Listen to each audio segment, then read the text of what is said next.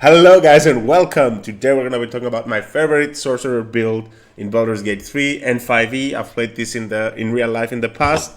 It's a very strong combination and it's going to be even stronger in Baldur's Gate 3. So let's get straight to it. First of all, stats. You're going to be focusing on Constitution, Charisma, and Dexterity. You go on to max your Charisma. So if we go with Tasha's, I would put 2 points in Charisma and +1 in Constitution. So let's talk about races. So races, you should consider races that give you spells, because as a sorcerer, you're spell deprived. You don't know as many spells as a wizard or a cleric.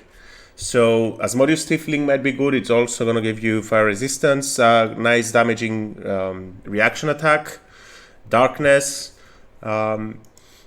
Additionally, if the game allows you to go with OG rules about half-elves, it might be good as it gives you an extra stat point which you can put on dexterity. And the strongest one is the one I'm going to use in this build, is the gnomes. Gnomes have their gnome cunning, which is a feature that gives you advantage on intelligence, wisdom, and charisma saving throws, and it's really strong. Especially when you're staying in the back line and you're mostly going to be damaged by spell and effects. All right, now it's perfect. Good. So let's talk about the build now. Let's get right to it. So level 1, sorcerer. You always go sorcerer level 1. You desperately want as a caster to have constitution, saving throws, proficiency. The charisma is not so great. It might help from time to time, but the constitution saving throw is really important. So your subclass is either going to be Tempest or Draconic. Both have something good to give you. Essentially, the Tempest class will give you levitation as a bonus action whenever you cast a spell. So that's cool. It makes it harder for you to be hit. But the Draconic will give you extra HP, some AC, a spell, and the resistance. So you can choose whichever one you want. Okay, you're gonna get some weapon proficiencies. The only one you really care about is the light crossbows, in case you're silenced. And from the spells, you want to be picking 4 out of the following 5. Firebolt, the highest DPS one. Chill Touch is very good when you're fighting enemies that are regenerating. Ray of Frost is good for slowing enemies and cutting them. Shocking Grasp works very well with your build because you're going to be focused on lightning and thunder magic, so it's actually going to deal a little bit more damage down the line. And Minor Illusion is always good to lure people in the same place and then just burst them with heavy AoE. From level 1 spells, I would choose Chromatic Orb and Thunder Wave. Thunder Wave is a very strong spell, which can push your enemies down cliffs, etc. You will always keep that spell. And Chromatic Orb is a spell that allows you flexibility, and it has that thunder damage, which you're actually going to be able to maximize with your build, with this build. As you can see, this build actually revolves around you getting the level 3, the 2 levels in Cleric on your level 3. So, second level, you're going to be getting Cleric, level 1 multiclass. This will allow you to get light armor, medium armor, and shields proficiency. This medium armor is very strong, especially when you have 14 dexterity, as it allows you to wear armor that gives you 15 armor class, and then you can also equip a shield and go up to 17, and then you also add your dexterity +2, so it goes up to 19 without even having to use the shield's reaction spell, which we're not certain if it's going to be in the game. Then we have the Tempest Cleric subclass. This is the most important choice in this build, and it revolves around you getting the Channel Divinity of this subclass. So by getting the subclass, you get heavy armor, martial weapons, and extractive wrath. Additionally, you are going to be getting 3 Cleric cantrips. As your wisdom is not very high, I wouldn't focus on damage ones, so I would get guidance and resistance because there's no effect on them. And then maybe I would get Sacred Flame or Toll the Dead in case I need some sort of different type of damage against an enemy, but they're not going to be very effective. Toll the Dead might not even be in the game. Then from level 1 spells, you want to be getting Create Water, which is the most important spell for you to get. Healing Word, Bless, and maybe Shield of Faith. So you definitely have to get Create Water. Healing Word is just a bonus. You're going to be able to resurrect your allies as a bonus action. It's really strong. And Bless and Shield of Faith are just good spells that give you something without having you to have a high wisdom. So, Tempest Cleric would also give you Fog Cloud and Thunder Wave as spells. Note that Thunder Wave from Sorcerer and Thunder Wave from Cleric will have a difference in how easy it is for your enemy to resist. You always want to be using the Thunder Wave from your Sorcerer level to attack your enemies. It's going to do more damage, and it's going to be not here for you to push your enemies. So, the most important aspect of this build is the level 2 Channel Divinity Destructive Wrath from your Cleric. You're going to be able to use this every short rest once. Destructive Wrath. Destructive Wrath. Now we're going to explain this. Starting at level 2, you can use your Channel Divinity to build the power of the storm with unchecked ferocity. When you roll lightning or thunder damage, you can use your Channel Divinity to deal maximum damage instead of rolling. So, what does this mean? If I'm going to be using a spell like Lightning Bolt that does 8d6 damage, you can just use your Channel Divinity and do 8 times 6 damage, flat. There's no rolling involved. When you roll, you do approximately half of this damage, so you double your damage with this ability. So as you can tell, we're going to be mainly focusing on doing thunder or lightning damage with this build. And after every fight, we're going to be taking a short rest and doing it all over again. Again, you're also going to get an additional prepared spell. Not great, not very important. So on level 3, you're essentially going to be able to use your Chromatic Orb to do 24 damage. Now, here comes the cool part. If you use a Potion of Haste at this level, you're going to be able to cast Create Water, which is which gives the enemy the wet condition. So what does this do? It actually makes your enemies get double shock or lightning damage. Shock or cold damage. So if you're going to be using your Channel Divinity to throw a lightning Chromatic Orb, you're actually going to be doing twice the damage. I think lightning is not as much as thunder damage, so it's only 2d8. So it's 2d8 times 2. So that would be 16 plus 16, 32 flat damage on level 3 if you hit with your attack. And if you crit, even more. So it would be double that. So instead of 32, it would be 64 at level 3. 64 damage at level 3. Single target.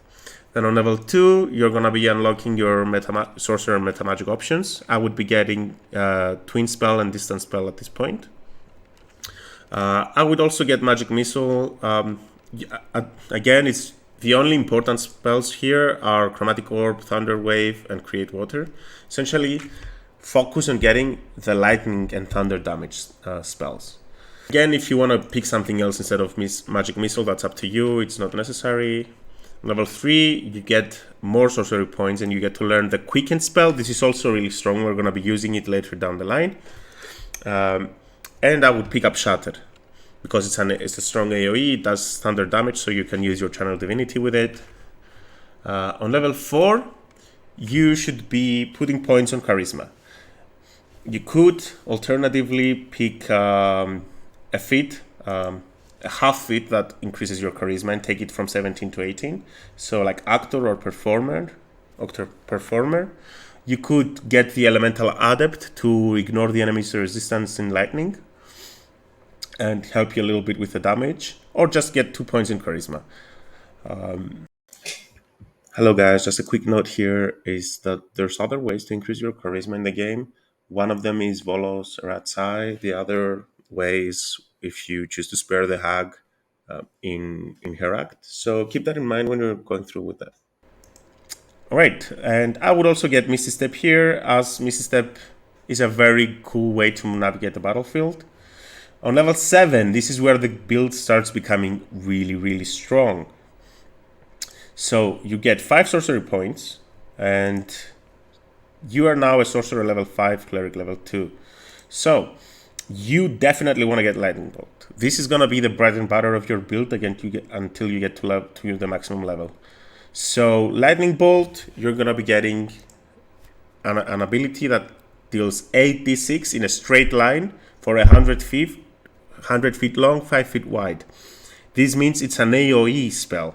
So if you combine this with Channel Divinity and you get the enemy wed, instead of doing, well, let's go back to the calculator, 86, you're going to be do it 8 times 6, 48 damage, times 2 because you've made them wed, that's 96 damage in one turn.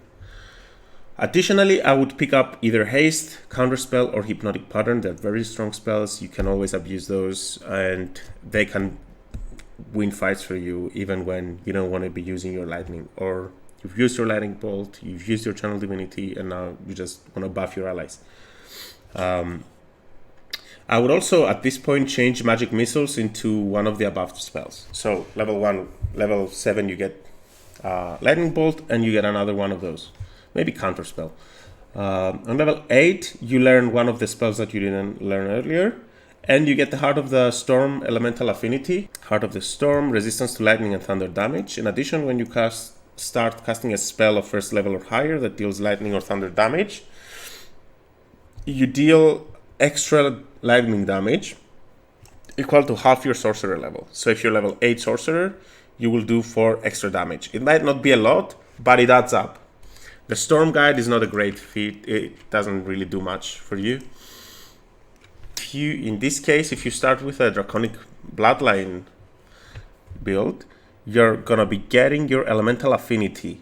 So whenever you cast a spell that deals damage of the type associated with your Draconic Ancestry, we're gonna be choosing anything that does lightning, so it's blue or bronze. You add your Charisma modifier to 1 damage roll of that spell. So again, you're gonna be adding +5, so Storm Sorcerer scales better. Storm Sorcery will give you resistances.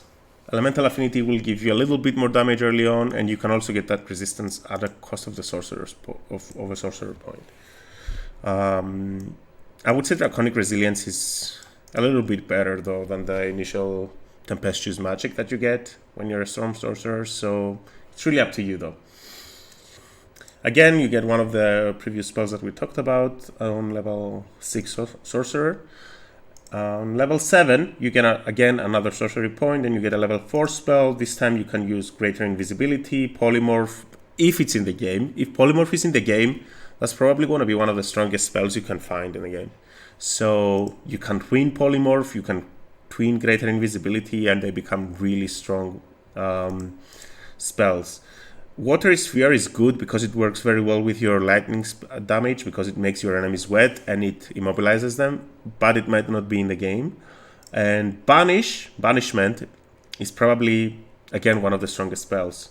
You might consider giving up another spell that you don't use as much for one of those two.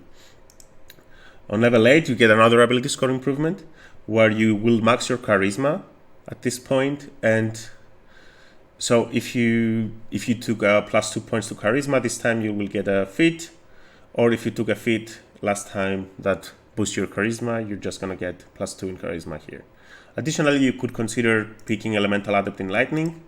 That also works. An 18 Charisma with Elemental Adept in Lightning also has its perks. Then again, you learn one of the spells of the 4th level spells. Then on level 9, you will get more sorcery points, and you will choose Cone of Cold. This works very well with the wet condition as well. And on level 10, you get you don't get another ASI. Do you get another ASI? Did I miss something? I'm sorry. I've made a mistake. Or metamagic. Okay, so at level 10, you get another metamagic feature. So here you can just choose, again, distance spell, or whatever you really prefer. Like heightened spell is also very strong if you want to force your enemy to fail a saving throw. And I would pick up the spell Synaptic Static. And this pretty much sums up the build. However, something we need to talk about is that Larian said that whenever you multiclass between caster classes, they do not want you to lose on the big power spikes. So that may mean that instead of getting the level 2 spells at level 5, you might actually get them at level 3. You might be able to get level 2 spells at level 3. That means that these two spells, Chain Lightning and Globe of Invulnerability, which are level 6 spells, which you would normally not be able to take, you might actually be able to take them at level 11. So I would take Chain Lightning at level 11 if that was the case, and I would learn everything 2 levels faster. So I would get Lightning Bolt at level 3, at level 5, combined level 5, Sorcerer level 3. Depends on really how Larian implements this multi-class between the two. So let's just do some quick math. Alright guys, so on turn 1, you want to be using Create Water with your action, drink a Haste Potion with your bonus action, and then upcast Hold Person as a heightened version of it to how many enemies you plan to hit in your wet area. So on turn 2, you want to be casting Chain Lightning, which would be 8d10 plus 5 because you have the elemental affinity from your subclass. So that would be 85, but the enemy is wet, therefore you get 170 damage because it's double the damage. Now, additionally, then you have one more action and one more bonus action. You could go down the route of the Chromatic Orb and just twin cast the Chromatic Orb as a bonus action, which should average around 106 damage, would be 6d8. So it would be 6 times 8 times 2 times 2 because it's wet and it's critical if you go in melee range. Plus 10 because it's 5 times 2 because of the vulnerability because they're wet from your elemental affinity, which averages out to 106 for a 5th level spell and 90 damage for a 4th level spell. So you could get 100 plus 106 plus 90, and that would be your maximum, not maximum, your average damage per second turn if you're just doing this by yourself. If your enemies are if your allies are setting up for these spells, you could actually you could do that on turn 1. If they haste you, for example, and hold the enemy and get the enemy wet. So that's 366 damage, and that's pretty cool. Additionally, you could go the AoE route and cast Lightning Bolt, which averages out to, I think it's 35 as a level 5 spell, as it is 10d6, which is 60. Okay. It's 10d6, which is 60 plus 10, right? Which is 35. Yeah, I was right. Plus 5 times 2 because they're vulnerable, right? So that's plus 10. So that's 80 AoE damage in a line for 100 feet. For a 5th level Chain Lightning, and for a 4th level Chain Lightning, you would just drop it from, where it would be 9. It would be 9 times 8 times 6. I'm sorry. 9 times 6 plus 9 over 2 is 31.5 average plus 5, and which is the elemental affinity times 2, and therefore that would be an average of 73. So it would be an average of 80 or an average of 78. So 80 plus 72, that would be that, plus 170, that would be your average AoE damage, or you could go the other route. All right. So, yeah, if that doesn't convince you to try out this build, I don't know what does, guys. I don't know what will. This is it. I hope you have a great one. Thank you for watching, and let me know if there's anything you've liked about the video in the comments below. Please subscribe as well. It really helps out the channel with the algorithm, and share with a friend that might find it fun. Thanks again and have a great one.